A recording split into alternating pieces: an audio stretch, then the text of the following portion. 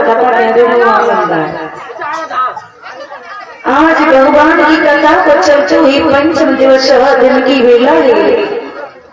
बुजुर्ग पिता समान मैया बहने और जो भी भक्त बनाए वही आप सभी को मैं व्यास गति की तरफ से प्रणाम करती हूँ। सब भगवान ब्राह्मण और सभी के चरणों में मैं कोट कोट प्रणाम करती हूँ, क्योंकि परीक्षा जी में कोई भक्ता नहीं, विद्वान नहीं, जैसी सेवा हो छोटी छोटी वाणी से कर रही हो करते रही, क्योंकि ये ध्यान बड़ी ही सौभाग्य से भी प्राप्त हुआ करता है, लेकिन समय किसी के पास नहीं होता, समय में काटना पड़ता ही। परीक्षा किसी ने कहा ही कि जब तक जिंदगी रहेगी फुर्सत न होगी काम से, कुछ समय ऐसा निकालो प्रेम कर लो भगवान से। तो महाराज जो भगवान से बैठ करी तो मन और दुनिया में उसके लिए कोई जगह नहीं बचती। आपस में झगड़ा करी कुछ भी करे, लेकिन भगवान की जब कथा हो तो सभी को एक हो जाना चाहिए। भगवान के दरबार में कभी भेदभाव नहीं चलता। तो भक्तों बड़ा ही सुंदर लिखा है, जो फिर एक बार आता है वो लौट करके कभी नहीं आता। तो महाराज बड़ा ही सुंदर लिखा है,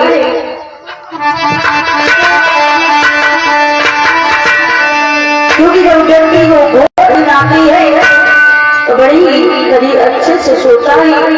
इस जन्म और मरण का कोई पता नहीं होता,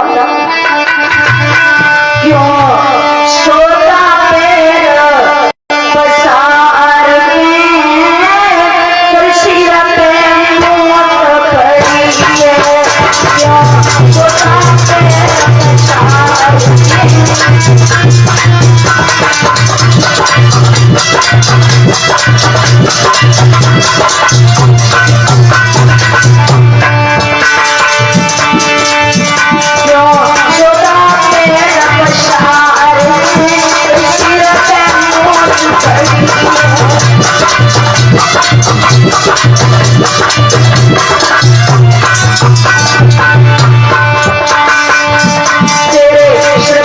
मौत खड़ी है, क्यों सोता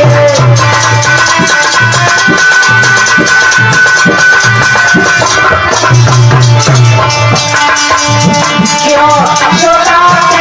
पसार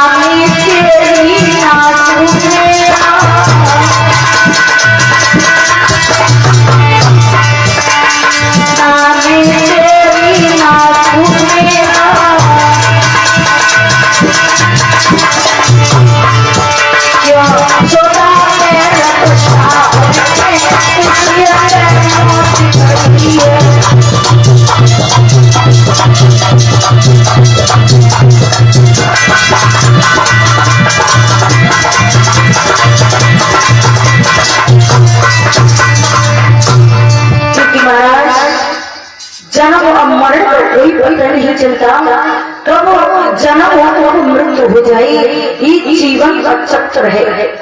तो दो लाइन कीर्तन बोले, उसके बाद आइए चलते ही कृष्ण की चलता है।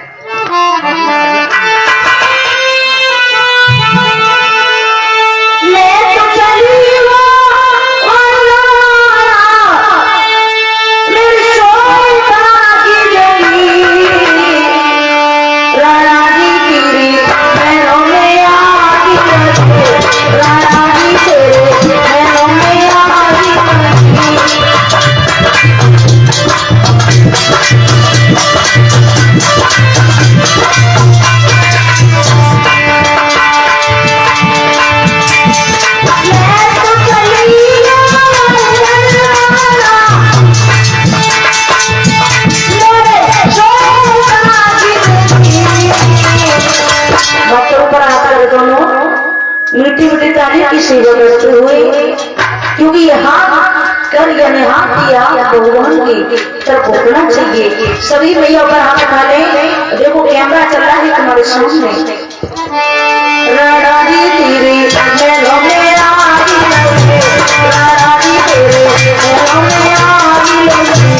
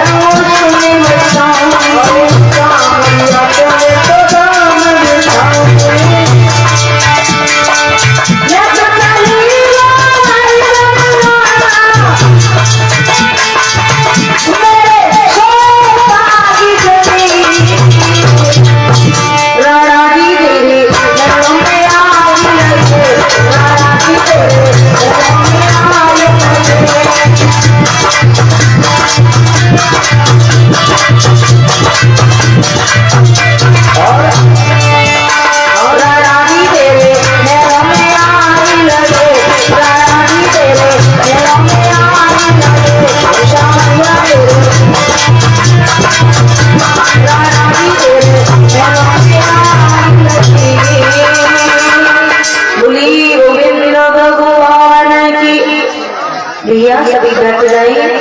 देखो बैठ करके कथा आप सुनेंगे तो बहुत ही अच्छा होगा। खड़े होकर की कथा कभी नहीं सुनते। तो ये कीर्ति महाराज हरी हरी गंगा के किनारे में सुखदेव जिस समय कथा कर स्वागत करा रहे थे, जवाब दिया है परीक्षित जी ने महाराज, ये बताइएगा प्रहलाद ने किस प्रकार भगवान को प्राप्त किया था। श्री सुखदेव कहने लगे, हे परीक्षित महाराज, भगवान की जो भक्ति करता उस को होता है, क्योंकि संसार की धन दौलत माया सब मिल जाती है, लेकिन मेरे प्रभु की चरणों की व्रत इतनी सहज नहीं है। संत भगवान को भी 1000 वर्ष बीत जाती है तब जाकर के प्रभु के चरणों की व्रत प्राप्त होती है। वो भी जब उसे वैराग्य हो जाए तो वो बन के तप करने के लिए चला जाता है। तो महाराज तो प्रहलाद ने किस प्रकार भगवान को प्राप्त किया था, तो आज श्री सुखदेव ने ये कहा परीक्षित जन प्रभु कैसे। तो आज श्री सुखदेव कह रहे हैं राजा परीक्षित देखने की बात, भगवान विष्णु जब भगवान विष्णु के द्वार पर जय और विजय नाम की पहरा दी गई थी। जय और विजय नाम की पहरा दे रहे थे। इधर उसी समय ब्रह्मा जी के 4 पुत्र शनक सनंदन सनक कुमार, 4 ऋषियों का आना हुआ। 4 ऋषियों का जब आना हुआ कहा कि हमें प्रभु के दर्शन करने हैं। जवाब दिया है अभी प्रभु विश्राम कर रहे हैं, इसलिए आप अंदर नहीं जा सकते। जब ये बात सुनी उसी समय 4 ऋषियों को क्रोध आया। क्रोध आने के बाद कहा हम अच्छा नहीं कर रहे हो, हमें रोकने के लिए किसी ने इतनी हिम्मत नहीं तो हमें रोक सके, आपने हमें रोक करके बहुत बड़ा अपमान किया है। तो परीक्षित महाराज 4 ऋषियों को जब रोका तो क्रोध आया। क्रोध आने की बात ने जवाब दिया या तुम्हें श्राप देते हैं, तो श्राप किया था।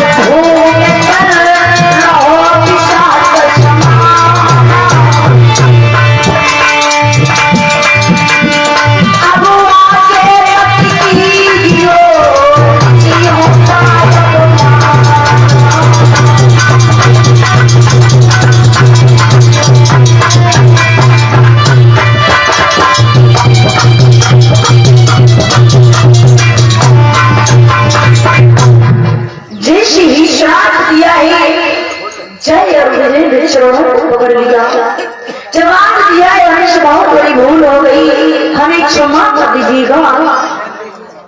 चार ऋषियों ने कहा, जब वो श्राप दिया तो जय विजय ने कहा प्रभु हमें क्षमा कर दीजिएगा, हमसे बहुत बड़ी भूल होगी। परीक्षित कहते हैं बंदूक से निकली गोली, बंदूक से निकली गोली अब मुख से बोली हुई गोली कभी लौट के नहीं आती, क्योंकि संत भगवान की वजह से ये धरती हुई है।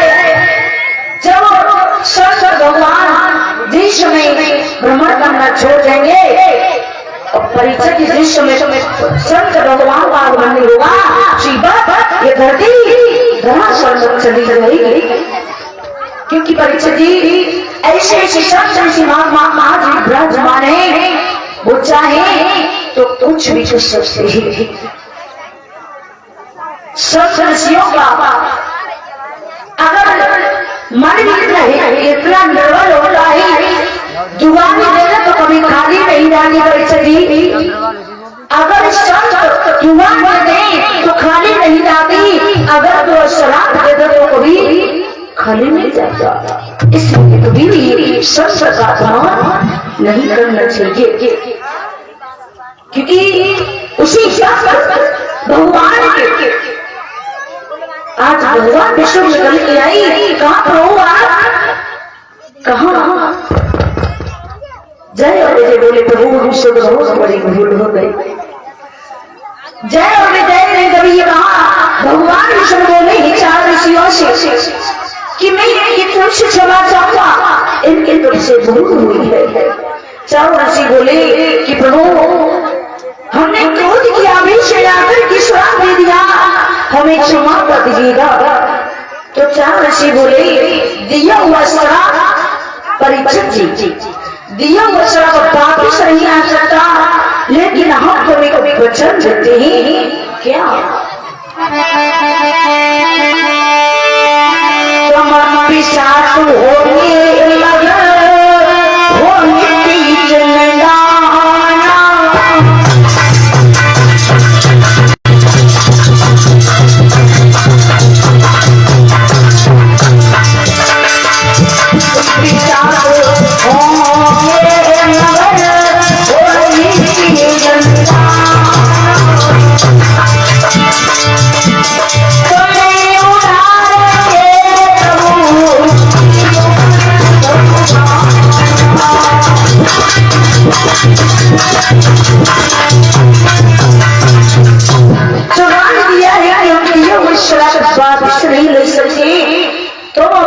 राक्षस की योनियों में जाकर कि तुम्हारा जन्म होगा, तुम इतनी बलिशाली होंगे परीक्षित महाराज, इतने बलिशाली होंगे, तुम्हारा उद्धार करने के लिए स्वतः भगवान विष्णु को आना ही पड़ेगा। चारों ऋषि चले जाते हैं, धीरे धीरे समय व्यतीत हुआ तो सुखदेव कहने लगे कि आज द्वितीय को जन्म दिया, द्वितीय ने देवताओं को जन्म दिया और अब द्वितीय ने देवताओं को, जब द्वितीय ने देवताओं को जन्म दिया है, नाम पर करवाया तो हृदय से हिरण्यकश्यप का नाम पड़ा है। हृदय से हिरण्यकश्यप का नाम ब्राह्मणों ने रखा। जब दोनों पुत्र धीरे धीरे बड़े बड़े लगे, परीक्षित महाराज इधर क्या हुआ, हिरण्यकश्यप ने इतना प्रकार किया, इतना प्रकार किया कि आज विचार करने लगा हिरण्यकश्यप मेरे खुद को कौन मिटाएगा। ब्रह्मा जी की छींच के द्वारा सुगर भगवान का अवतार हुआ। जब अवतार हुआ ही इधर नारद जी विचार करने लगी इसका वध कैसे हुआ। तो श्री सुखदेव कहने लगे हीरा परीक्षित सुगर भगवान का रूप धारण करने की बात में आज हिरण्यकश्यप का वध किया है। हिरण्यकश्यप जैसे ही वध हुआ और जब मां को मालूम पड़ा है परीक्षित महाराज, द्वितीय को मालूम पड़ा कि मेरे पुत्र का वध हो चुका है, तो मैया पुत्र की आवेश में पुत्र की बहन की इतना नहीं, आज वो मैया रो रही है, बड़ी ही दुख की सांस कहती है मैं बेटा की कदर नहीं की सकती। क्यों? परीक्षित महाराज जो आया है वो जाएगा, आया ही शोषाएगा राजा रंग फकीर, कोई सिंहासन चढ़ चला कोई भागेगा तो जंजीर। परीक्षित महाराज राजा भैया सब सोचना है। तो आज सब दीदी को समझा रही माँ तुम्हारा है, कभी तो कुछ होना चाहिए, क्योंकि भाई अगर भगवान के द्वारा हुआ वीर गति को प्राप्त हुआ शरीर तुम्हें बोल शोभन देता। तो बोला ये राक्षस माँ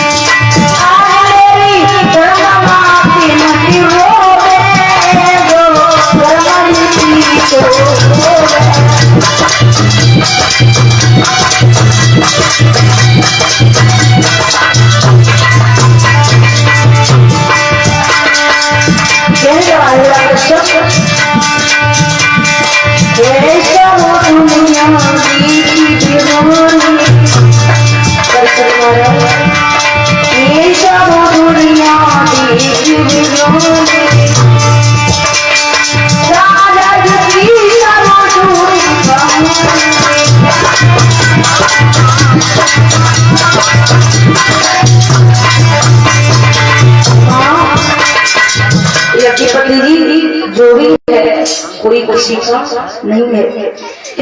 से बोला यहाँ तुम्हारा है जो आया है वो जाएगा।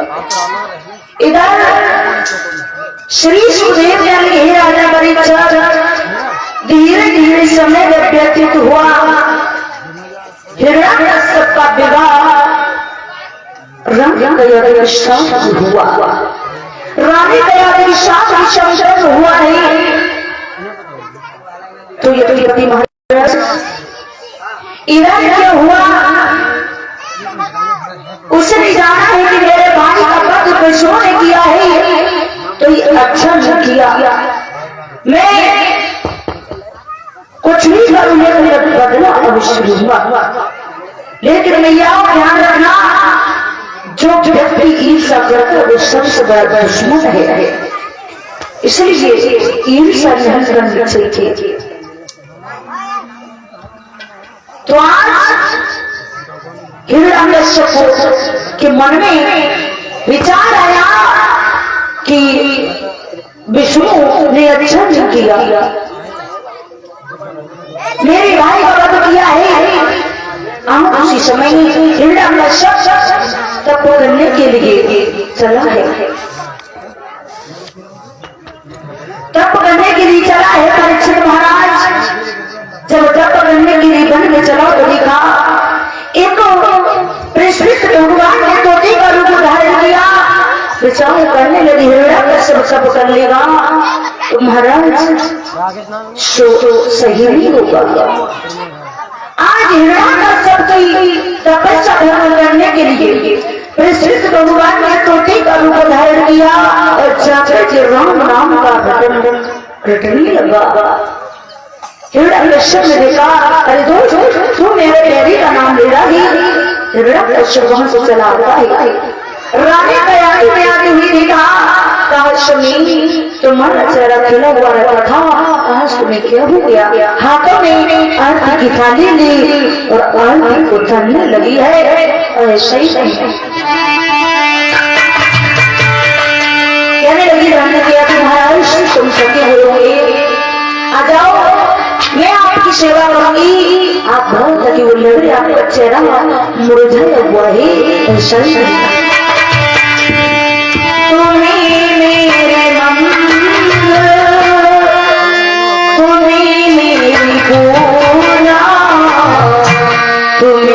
ही बताओ, तुम्हें ही बताओ।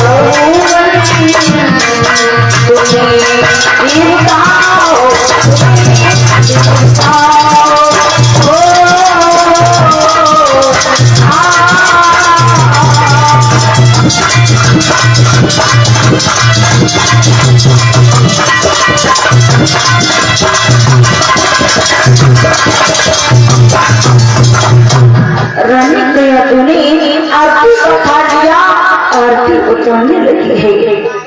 कहा प्रभु सुमी, तुम्हारा चेहरा खिला हुआ रहता था, आज तुम्हें क्या हो गया? हिरण्यकश्यप कहने लगा, क्या बताए महारानी, मैं तप करने के लिए बैठा, देखो पक्षी ने आकर के मेरे तप को भंग कर दिया। महाराज कहा रानी दया क्या बोला था उसने? हिरण्यकश्यप बोला, वो नारायण नारायण को जप कर रहा था। हिरण्यकश्यप ने ये कहा, रानी दया बोली, स्वामी मेरे समझ में नहीं आया तो तेरे क्या कहा? हिरण्यकश्यप आके लाल करके बोला, रानी तुम क्या कह रही हो? बताओ, नारी चाहिए तो घर को नर्क बना दे, नारी चाहिए तो घर को नर्क बना दे, और नारी चाहिए तो घर को स्वर्ग बना दे। क्यों? बताओ, नारी घर की लक्ष्मी होती है, अगर उल्टी चले तो वही कुलच्छनी होती है। तो महाराज हिरण्यकश्यप से रानी दया ने 108 बार भगवान विष्णु का नाम भुलवा लिया। जब वो फिर हिरण्यकश्यप मन बना करके चला है, तो परीक्षित महाराज आज हिरण्यकश्यप मन बनाकर जब करने के लिए चला, तो बताया जाता एक पैर के अंगूठे पर खड़े करके तप करने लगा। जब तप करने लगा ही 1000 वर्ष भीड़ लग जाती है, जहां तक उसके शरीर पर घास हो गई। कहने लगी है, भगवान विचार करने लगी, इस लोक में कौन ऐसा पैदा हो गया जो मेरा तप कर रहा है? आज जब तप कर रहा था तो ब्रह्मा जी को आना ही पड़ा। ब्रह्मा को आना पड़ा, जवाब दिया, हे हिरण्यकश्यप, हम तुम्हारी रक्त चली बसाना है, हंस वरदान मांग लीजिएगा। जवाब दिया है, प्रभु मुझे वरदान देना चाहते हो तो मुझे अमर होने का वरदान दे दीजिएगा। ब्रह्मा जी ने कहा, शायद वरदान दे सकता हूँ, लेकिन मैं अमर होने का वरदान नहीं दूंगा। तो ऐसा ही आज हिरण्यकश्यप क्या बोला?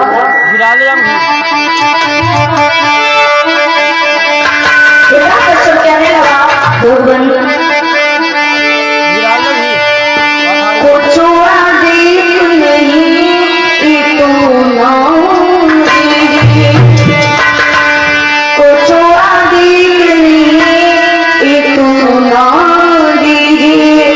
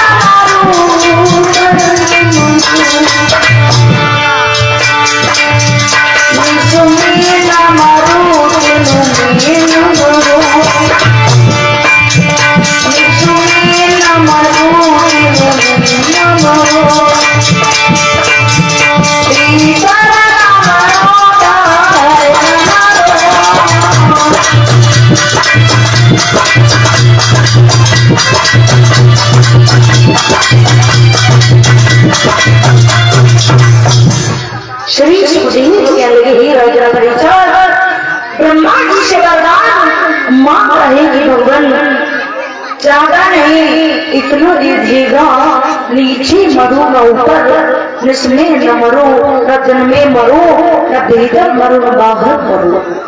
और हिरण्यकश्यप क्या बोला प्रभु,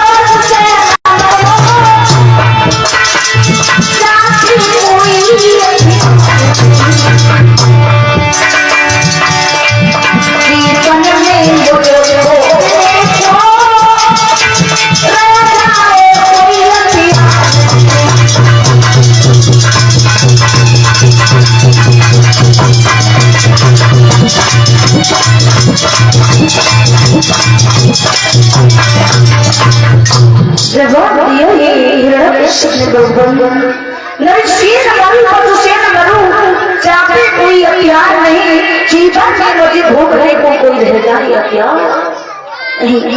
आज ब्रह्मा जी ब्रह्मा जी माता वहां से चले जाते हैं। आज वही हिरण्यकश्यप इतना बड़ा बलशाली हो गया, छोटे मोटे राजों को हरा दिया। जैसे ही हरा दिया है स्वतः इंद्र के सिंहासन पर आसीन हो गया। हिरण्यकश्यप ने मंत्री से कहा, हे मंत्री ऐलान करो, आज के बाद मेरे नगर में कोई भी भगवान का नाम नहीं लेगा। ये श्री सम्मानित श्रीपाल यादव भोरिया से चल के आए हैं, बड़ा थानपुर के रहने वाले हैं। श्रीपाल यादव कितने रुपए? और ये भंडार प्रदान कर रहे हैं, एक ये भंडार में बहट भरते हैं। भगवान करिया वही भंडार भर गए, हमें सधम के रास्ते पर आगे भट्टी गए, इनके आमान सदम लक्ष्मी का वास। आज हिरण्यकश्यप ने वाद दिया है, मेरे राज में आज के बाद कोई नहीं यज्ञ करेगा। परीक्षित महाराज ऐलान करवा दिया, कोई यज्ञ नहीं करेगा, कोई भजन नहीं करेगा, कोई तप नहीं करेगा, और जो करेगा मैं उसको मार दूंगा। कहा मंत्र ठीक है महाराज, पूर्ण नगर में ऐलान करवा दिया, पटवा दिया। तो महाराज आज हिरण्यकश्यप सुखदेव कहने के बाहर चला जाता है। इधर क्या हुआ, इंद्र जी आए, इंद्र ने मौका देखा हिरण्यकश्यप अभी नहीं है, इस रानी का कोई क्यों न मार दो। जब इंद्र मौका देख कर जब और राम ने प्रयाग पर तलवार उठा करके जैसे वार करना चाहा उसी वक्त देव ऋषि नारद पीड़ा पागल करते हुए चले जा रही है।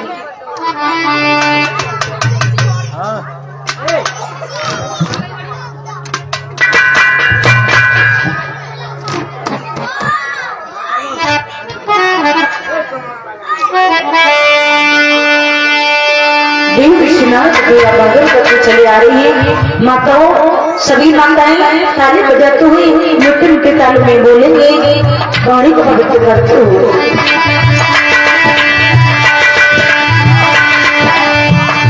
श्रीमन नारायण नारायण हरि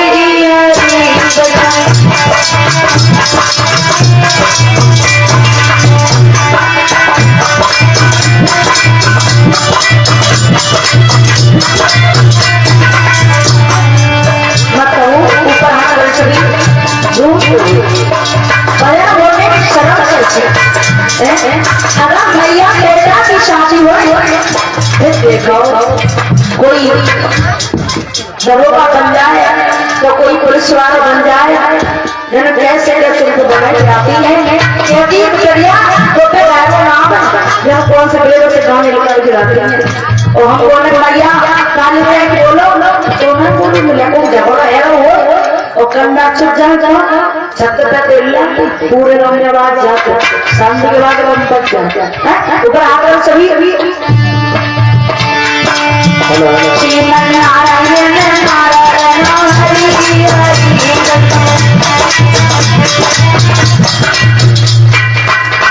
पीछे वाली माता नहीं बोल रही माताओं पर हाथ रखा करके तेज आवाज में बोले भैया जो पीछे बैठे हुए हैं सभी पर हाथ रखा करके बोले क्यों माताओं अगर शोभा भी देता है देखो भगवान के दरबार में कोई शर्म नहीं करनी चाहिए। ऊपर हाथ रखा करके बोले जो कि देखो कैमरा चल रहा है तुम्हारे सामने, बाहर के लोग सुनेंगे तो कहीं कहीं भक्त लोग ताली भी बजा रहे हैं, है ना? नारायण नारायण बहुत सुंदर।